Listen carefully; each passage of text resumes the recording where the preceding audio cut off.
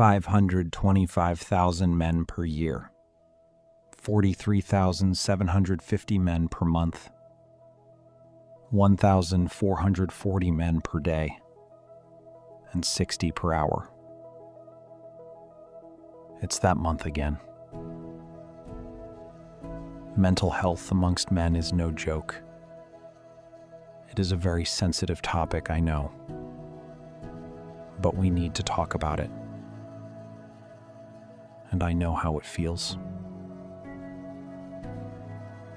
We have all been there. And I don't mean just having a rough week. I mean where you start questioning your existence, not wanting to get out of bed, not answering calls, sitting in a room with the curtains closed at 2 p.m., pretending the world doesn't exist there. I know what it feels like to smile in front of people and feel absolutely nothing on the inside. I know what it feels like to be expected as the strong one while your everything is falling apart. The crazy part, I thought that feeling this way was my unique experience. I thought nobody knew how I felt. No one understands me. I just thought I was lazy, unmotivated, weak. I wasn't weak. I was drowning, and I didn't even know I needed a life jacket. And that's what I want to talk to you about today. Let's talk about it. Us as men, we are not taught to feel things. From the time we're little, it's man up. Stop crying. Don't be soft. So we don't talk. We bottle it. We bury it. We distract ourselves with anything that numbs the noise. And then one day, the bottle's full. And that bitch doesn't just crack, it explodes. That's why so many men are walking around right now, completely checked out. And nobody knows. Not their friends, not their family, not even them. Because we're so good at performing okay that we've forgotten what actually okay feels like. You could be worried about a lot of things. School, work, your love life, or even your family. But whatever it is, that shit is messing you up mentally.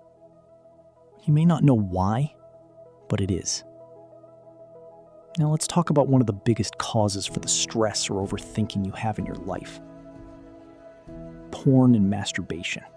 That stuff messes you up like crazy. And you'll get people who try to excuse it by saying, but studies say it's healthy for you. Shut the fuck up, honestly. Yeah, it's good for you, doesn't mean you should do it every single day. But hey, I'm not here to shame you. We all have done it or tried it, you know. Plus, it is everywhere. Just one search, boom, right there. And you usually do it when you're feeling low. And I mean really low. That stuff becomes a hiding place, a quick hit, an escape that costs you nothing in the moment and everything over time. You finish, and then what?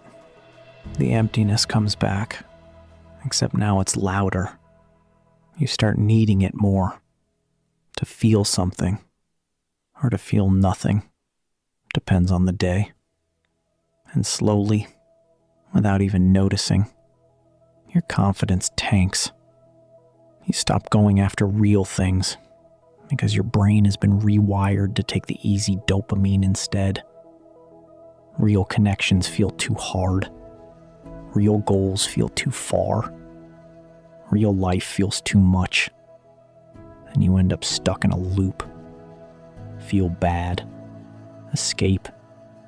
Feel worse. Escape again. It is a constant cycle that never ends. But I'm not here to tell you how to feel sad. I'm here to help you. So, if you truly want to feel better about yourself, firstly, you need to understand how depression and anxiety work. Depression and anxiety are not who you are. They are like weather, and you are the house. The storm doesn't get to decide what happens inside.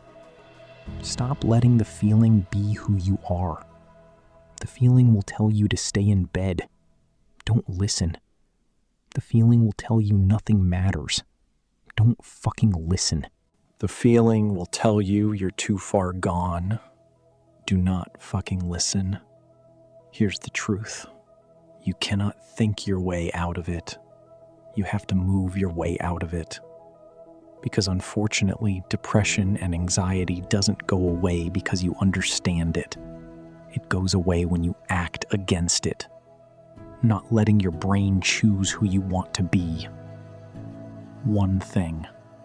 That's all it takes. Not a gym routine.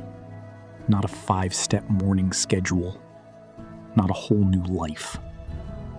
One thing. Make your bed. Wash your face. Walk to the end of the street and back. Text or call someone. Eat something that isn't just whatever's closest. One thing. Because your brain is going to tell you that you're a failure, that you've wasted too much time, that it's too late. Your brain is lying, because it is never too late.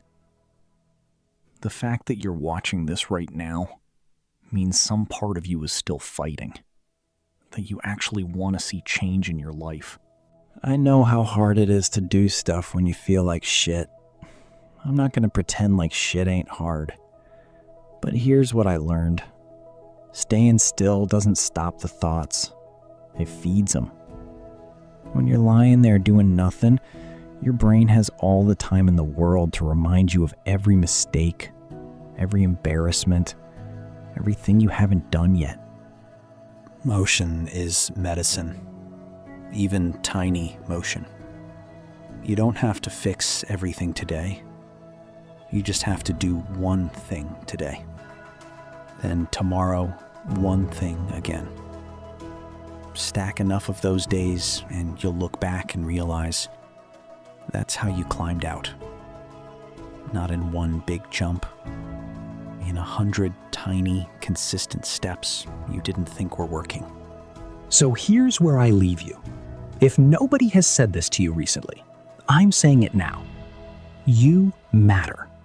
Not because of what you produce, not because of how strong you look, not because you held it together.